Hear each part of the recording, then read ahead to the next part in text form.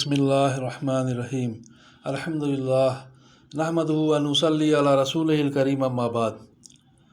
السلام علیکم ورحمۃ اللہ۔ محترم بزرگوں، عزیز دوستوں، ساتھیوں، آئیے کلمہ طیبہ ایمان سے متعلق حدیث کا مطالعہ کریں انشاءاللہ۔ درود شریف پڑھ لیجئے۔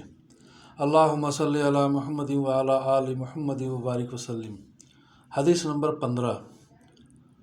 حضرت عمر رضی اللہ عنہ سے روایت ہے کہ نبی کریم صلی اللہ علیہ وسلم نے ارشاد فرمایا، خطاب کے بیٹے جاؤ، لوگوں میں یہ اعلان کر دو کہ جنت میں صرف ایمان والے ہی داخل ہوں گے۔ مسلم کی حدیث۔ حدیث نمبر 16۔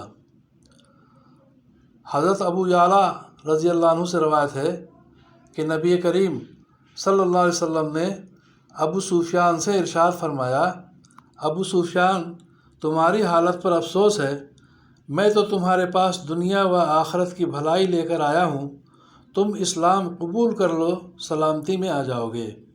طبرانی مجموع الزوائد۔ حدیث نمبر 17۔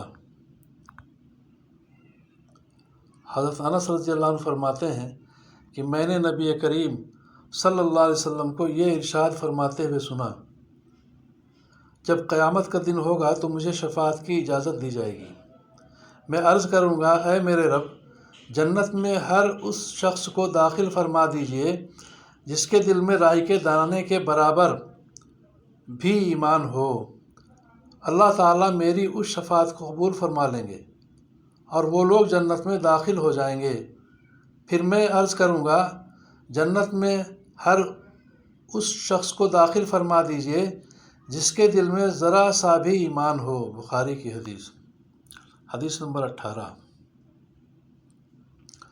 حضرت ابو سعید خدری رضی اللہ عنہ سے روایت ہے کہ نبی کریم صلی اللہ علیہ وسلم نے ارشاد فرمایا، جب جنتی جنت میں اور دوزخی دوزخ میں داخل ہو چکے ہوں گے تو اللہ تعالیٰ ارشاد فرمائیں گے، جس کے دل میں رائی کے دانے کے برابر بھی ایمان ہو اسے بھی دوزخ سے نکال لو۔ چنانچہ ان لوگوں کو بھی نکال لیا جائے گا، ان کی حالت یہ ہوگی کہ جل کر سیاہ فام ہو گئے ہوں گے۔ اس کے بعد ان کو نہر حیات میں ڈالا جائے گا تو وہ اس طرح فوری طور پر تر و تازہ ہو کر نکل آئیں گے جیسے دانہ سیلاب کے کوڑے میں پانی اور کھاد ملنے کی وجہ سے فور ہی اگاتا ہے۔ کبھی تم نے غور کیا ہے کہ وہ کیسا زرد بل کھایا ہوا نکلتا ہے؟ بخاری کی حدیث۔ حدیث نمبر 19۔ حضرت ابو امامہ رضی اللہ عنہ سے روایت ہے کہ ایک شخص نے رسول اللہ صلی اللہ علیہ وسلم سے سوال کیا، ایمان کیا ہے؟ آپ صلی اللہ علیہ وسلم نے ارشاد فرمایا، جب تم کو اپنے اچھے عمل سے خوشی ہو اور اپنے برے کام پر رنج ہو تو تم مومن ہو۔ مستدرک حاکم۔ حدیث نمبر 20۔ حضرت عباس بن عبد المطلب رضی اللہ عنہ سے روایت ہے کہ انہوں نے رسول اللہ صلی اللہ علیہ وسلم کو یہ ارشاد فرماتے ہوئے سنا، ایمان کا مزہ اس نے چکھا اور ایمان کی لذت اسے ملی جو اللہ تعالیٰ کو رب، اسلام کو دین اور محمد صلی اللہ علیہ وسلم کو رسول ماننے پر راضی ہو جائے۔ مسلم کی حدیث۔ فائدہ: مطلب یہ ہے کہ اللہ تعالیٰ کی بندگی اور اسلام کے مطابق عمل اور حضرت محمد صلی اللہ علیہ وسلم کی اطاعت اللہ تعالیٰ اور ان کے رسول صلی اللہ علیہ وسلم اور اسلام کی محبت کے ساتھ ہو۔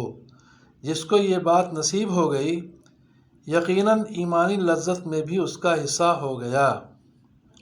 حدیث نمبر 21۔ حضرت انس رضی اللہ عنہ روایت کرتے ہیں کہ رسول اللہ صلی اللہ علیہ وسلم نے ارشاد فرمایا، ایمان کی حلاوت اس کو نصیب ہوگی جس میں 3 باتیں پائی جائیں گی۔ ایک یہ کہ اللہ تعالیٰ اور ان کے رسول کی محبت اس کے دل میں سب سے زیادہ ہو۔ دوسرے یہ کہ جس شخص سے بھی محبت ہو صرف اللہ تعالیٰ ہی کے لیے ہو۔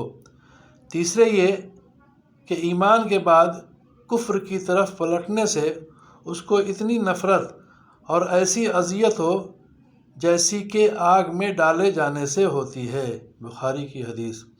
اللہ تعالی ہم سب کو سمجھ بوجھ کے عمل کی توفیق عطا فرمائے۔ اللہ تعالی آپ سبوں کی ہم سبوں کی پریشانیوں کو دور فرمائے، عافیت عطا فرمائے، ہر ناگواریوں سے محفوظ فرمائے، آمین یا رب العالمین۔